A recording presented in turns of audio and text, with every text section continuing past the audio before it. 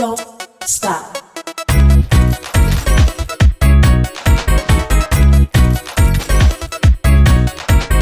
Don't stop. Don't stop. Don't stop. Don't stop. Don't stop. Everything you need to know about pericarditis. Pericarditis is an inflammation of the pericardium, the sac-like membrane that contains the heart. In most cases, the illness will pass without treatment. In many cases, the cause of pericarditis is not known, but it can be infectious or non-infectious and is the most common disease of the pericardium. This MNT Knowledge Center article will discuss pericarditis causes and symptoms and the interventions used to treat it. Fast facts on pericarditis. Here are some key points about pericarditis. More detail and supporting information is in the main article. Pericarditis is a swelling of the pericardium, a sac-like tissue that contains the heart. The condition can have a number of causes, including bacterial or viral infection, parasites, or fungus. Most commonly, pericarditis is due to a virus. Symptoms of pericarditis include palpitations, a dry cough, and pain in the shoulder. In rare cases, pericarditis can permanently scar the pericardium. What is pericarditis? Share on Pinterest. Pericarditis is an inflammation of the pericardial sac. Pericarditis is an inflammation of the pericardium. The swelling causes a sharp pain as the affected pericardial layers rub together and irritate. In general, pericarditis starts quickly and does not last long. This is known as acute pericarditis.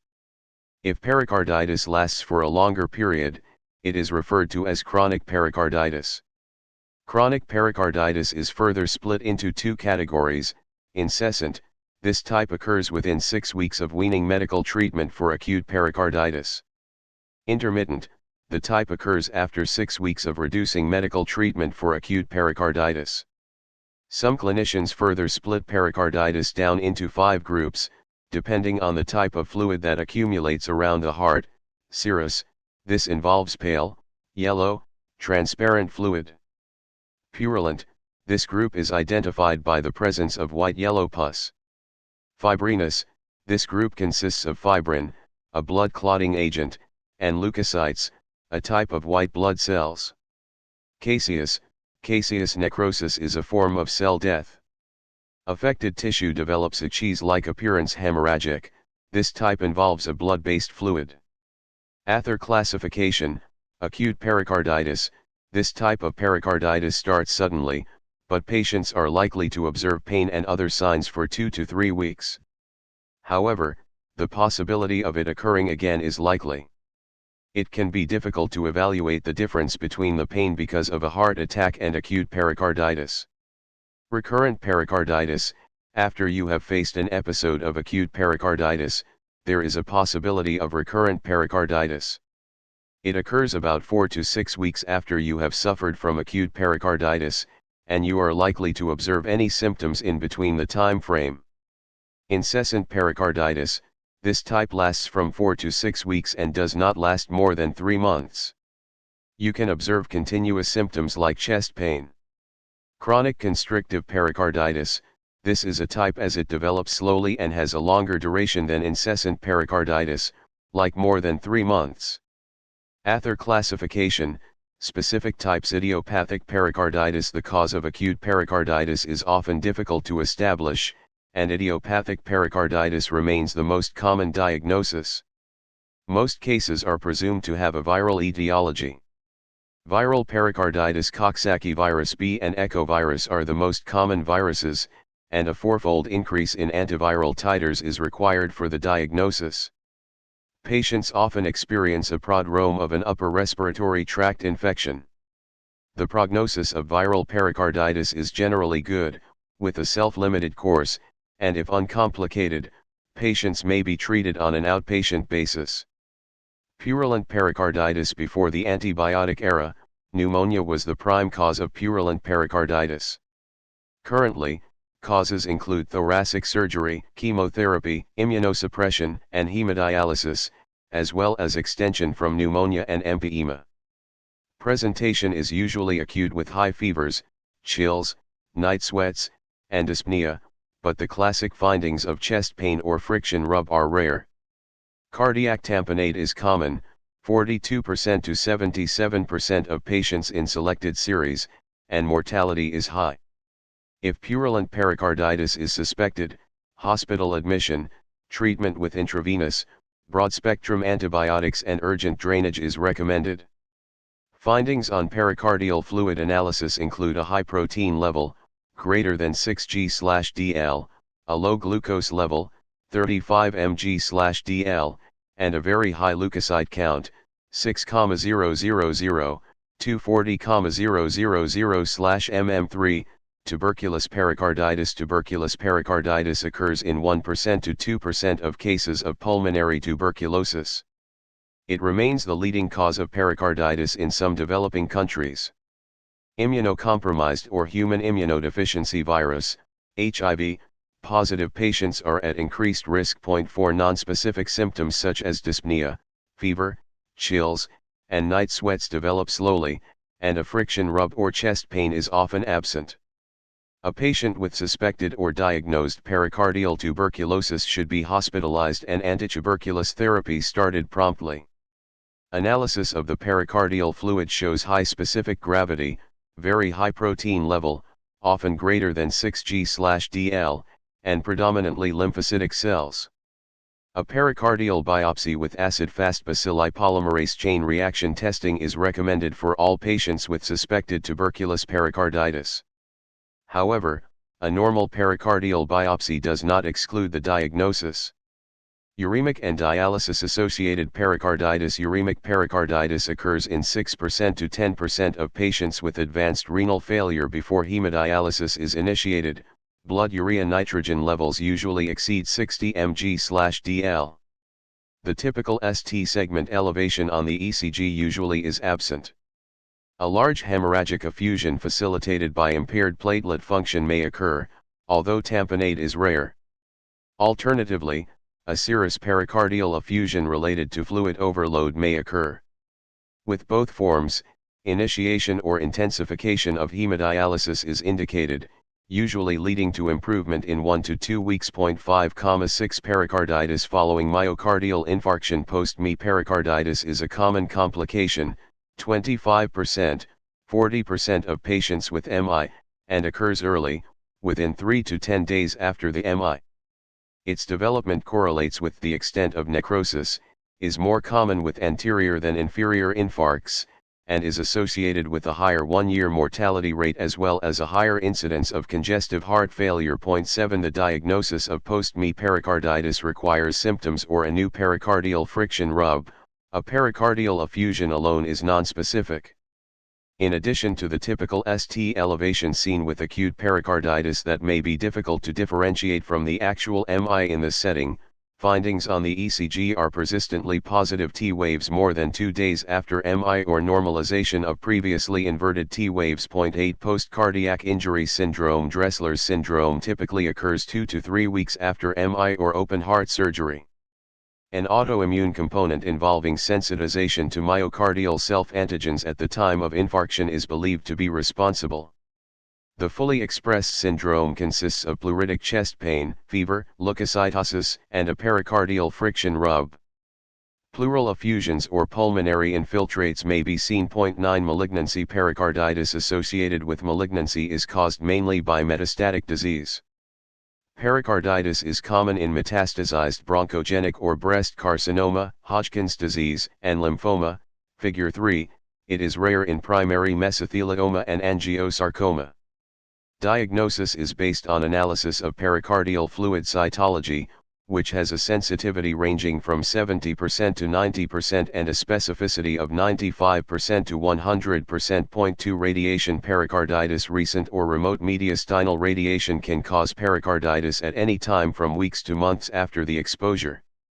Traumatic pericarditis. Sharp or blunt trauma, figures 4 and 5, and invasive cardiac procedures such as electrophysiological ablation procedures, cardiac diagnostic, or interventional catheterization have been associated with pericardial irritation and inflammation. Diagnosis. Symptoms. The symptoms of pericarditis can include the following: chronic chest pain. It is one of the common symptoms of acute pericarditis where the person might suffer severe, stabbing, sharp, and sudden chest pain. Often this pain is observed at the left side or middle side of the chest. Severe pain behind the breastbone. It comes as a quick pain at the left side of your chest, making you feel extremely uncomfortable. The pain gets worse while coughing or lying down. Pain in the left shoulder and neck. The same kind of pain occurs during heart attacks, so most of the time, it can be confusing. But the difference is that in pericarditis, the pain is sudden and sharp, which goes through your left shoulder to neck and then reaches the back. Excessive pain while coughing or sleeping. The chest pain gets worse and sharp, which can create problems of excessive pain to an individual while coughing or lying down. Swelling in the abdomen or legs. People suffering from chronic pericarditis can have swelling in the abdomen and legs, cough or shortness of breath. Person might feel shortness of breath. Fatigue or weakness. Chronic pericarditis can cause scarring of the pericardium, which makes it difficult for the heart to perform its main function, making the person extremely tired and weak. Low-grade fever, heart palpitations, increase in a heartbeat, pericardial effusion. It is the symptom when the fluid builds up in the pericardium, making it difficult for your heart to function. The symptoms are very similar to a heart attack. It is imperative to seek medical attention if you experience chest pain. A doctor can then rule out less serious conditions and investigate the cause of the pericarditis. Complications. If pericarditis is left untreated, it can get worse and become a more severe condition. Complications of pericarditis include cardiac tamponade. If too much fluid builds up in the pericardium, it can put additional pressure on the heart, preventing it from filling with blood. This can cause a fatal drop in blood pressure if left untreated. Constrictive pericarditis. This is a rare byproduct of pericarditis. Constrictive pericarditis involves a permanent thickening and scarring of the pericardium. This causes a hardening of the tissues and restricts the heart from working properly, potentially leading to swelling in the feet and legs and shortness of breath. Causes. The pericardial sac, or pericardium, consists of two layers, separated by a small amount of fluid. This fluid keeps the movement between the two membranes smooth. If the pericardium becomes infected and swells, the two layers will come into contact, causing friction. In many cases, the primary cause of pericarditis cannot be found. It is therefore known as idiopathic pericarditis. Many cases are assumed to be caused by viral infections that cannot be detected. Share on Pinterest 1- pericarditis is most often caused by a viral infection. The following viruses are associated with acute pericarditis: enteroviruses, including the common cold and viral meningitis, HIV, glandular fever, herpes simplex, cytomegalovirus, adenoviruses including pneumonia and bronchitis, influenza, hepatitis C. Pericarditis often arrives soon after a major heart attack. This is thought to be due to irritation of the underlying heart muscles. Similarly, pericarditis can occur after heart surgery. Sometimes, pericarditis will occur weeks after a heart attack or operation. This is known as Dressler's syndrome. In this case, the cause is likely to be autoimmune. Researchers believe that dead heart tissue enters the blood system and acts as an antigen, triggering an immune reaction. The body mistakenly reacts against the tissues of the heart and pericardium. Other causes of pericarditis include systemic inflammatory disorders, including rheumatoid arthritis or lupus, trauma, kidney failure, parasite, radiotherapy, fungi, such as histoplasmosis and candida, underlying conditions, such as AIDS, cancer, and tuberculosis, underactive thyroid, certain medications, including penicillin, warfarin, and phenytoin. Diagnosis. Initially, a doctor will listen to the chest. As the pericardial layers rub together, they can make a distinctive sound. Further tests will be used to check if there has been a heart attack, if fluid has amassed in the pericardial sac, or if there are any signs of inflammation. The following diagnostic tools may be used. How is pericarditis diagnosed? Sharp pain in the chest and back of the shoulders and difficulty breathing are two major clues that you may have pericarditis rather than a heart attack. Your doctor will talk to you about your symptoms and medical history, such as whether you have recently been sick, and review your history of heart conditions, surgery, and other health problems that could put you at a higher risk of pericarditis. Your doctor will listen to your heart. Pericarditis can cause a rubbing or creaking sound, caused by the rubbing of the inflamed lining of the pericardium. This is called the pericardial rub and is best heard when you lean forward, hold your breath and breathe out. Depending on how bad the inflammation is, your doctor may also hear crackles in your lungs, which are signs of fluid in the space around the lungs or extra fluid in the pericardium. Cleveland Clinic imaging specialists in the Center for the Diagnosis and Treatment of Pericardial Diseases often use a variety of ways to check for pericarditis and any complications, such as pericardial effusion or constrictive pericarditis. You may need one or more tests, such as chest X-ray to see the size of your heart and any fluid in your lungs. Electrocardiogram, ECG or EKG, to look for changes in your heart rhythm. In about half of all patients with pericarditis, the heart rhythm goes through a sequence of 4 distinct patterns. Some patients do not have any changes, and if they do, they may be temporary. Echocardiogram, echo, to see how well your heart is working and check for fluid or pericardial effusion around the heart.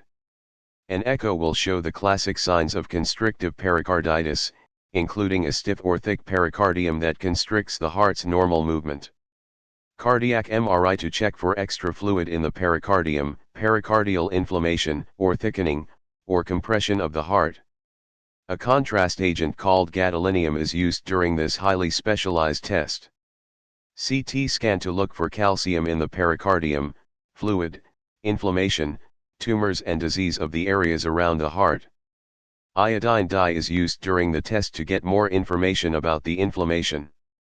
This is an important test for patients who may need surgery for constrictive pericarditis. Cardiac catheterization to get information about the filling pressures in the heart. This is used to confirm a diagnosis of constrictive pericarditis. Blood tests can be used to make sure you are not having a heart attack, to see how well your heart is working, test the fluid in the pericardium and help find the cause of pericarditis. If you have pericarditis, it is common for your sedimentation rate, ESR, and ultrasensitive C-reactive protein levels, markers of inflammation, to be higher than normal. You may need other tests to check for autoimmune diseases like lupus and rheumatoid arthritis. Treatment. Share on Pinterest. In most cases of pericarditis, the condition will not need treating. The way in which pericarditis is treated depends on its severity and the underlying causes. In milder cases, a course of no action may be chosen as the illness commonly clears up of its own accord. When necessary, the first line of treatment is medication. Medications. Drug-based treatment options include over-the-counter, OTC, pain medicine, without a prescription. OTC medicines, such as aspirin or ibuprofen, can ease much of the pain and inflammation experienced in pericarditis. Prescription strength painkillers might also be used if necessary. Colchicine, Colchicine. If the pericarditis is particularly painful or recurrent, colchicine might be prescribed. This drug, which has anti-inflammatory effects, can minimize the duration and prevent recurrence. However, many people with existing conditions, such as liver or kidney disease, will be advised against taking it. Side effects include abdominal pain, vomiting, and diarrhea. Corticosteroids. If neither of the first two options have worked, corticosteroids may be employed. If steroids are given during the first attack of pericarditis, the person with pericarditis is more likely to have a relapse. For this reason, they are the last port of call. Side effects include weight gain, mood swings, and increased sweating. Other procedures. If medications are not effective, surgical options include pericardiocentesis. A small tube is inserted into the pericardial cavity to drain excess fluid. The tube might be left inserted for several days. Pericardiectomy. If the pericardium has become particularly rigid and is causing the heart additional stress, the entire sac might be removed by surgery. This is used a last resort, as there is a small risk of the operation causing death. It can take between a few days and a few months to recover. However, most people make a full recovery.